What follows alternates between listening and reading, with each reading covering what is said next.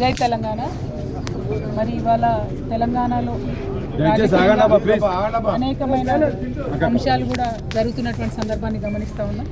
ఇందులో భాగంగా కాంగ్రెస్ ప్రభుత్వం మరి అన్ని రంగాల్లో 6 గ్యారెంటీలు ఇవ్వడంలో విఫలమైపోయింది. ఎక్కడా కూడా పెన్షన్లు పెంచినటువంటి పరిస్థితి లేదు. పిల్లలకు ఫీజు రియంబర్స్మెంట్, స్కాలర్షిప్స్ ఇచ్చినటువంటి పరిస్థితి లేదు. రైతులకు ఇవ్వాల్సినటువంటి రైతు భరోసా కానీ ఎరువులు కానీ సరిగ్గా ఇచ్చినటువంటి పరిస్థితి లేదు.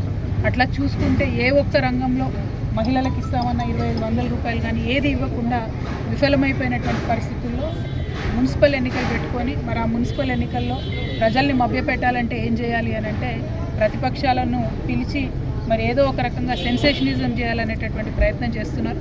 అందులో భాగంగానే ఫోన్ ట్యాపింగ్ అనేటటువంటి అంశాన్ని పట్టుకొని గత 2 సంవత్సరాలుగా కూడా సాగదీస్తున్నటువంటి సందర్భాన్ని మనం చూస్తూ ఉన్నాం. మరి 2 సంవత్సరాల్లో నోటీసులు ఇస్తున్న వాళ్ళను మరి నేరం చేశారని ఇస్తున్నారా, లేకపోతే బాధితులను ఇస్తున్నారా, ఎట్లా ఇస్తున్నారో అర్థం కానటువంటి పరిస్థితి ఉంది. కాబట్టి ఫోన్ ట్యాపింగ్ అంశాన్ని త్వరగా తేల్చాలని చెప్పి నేను బాధితురాలుగా ప్రభుత్వాన్ని కోరుతూ ఉన్నాను, డిమాండ్ చేస్తూ ఉన్నాను.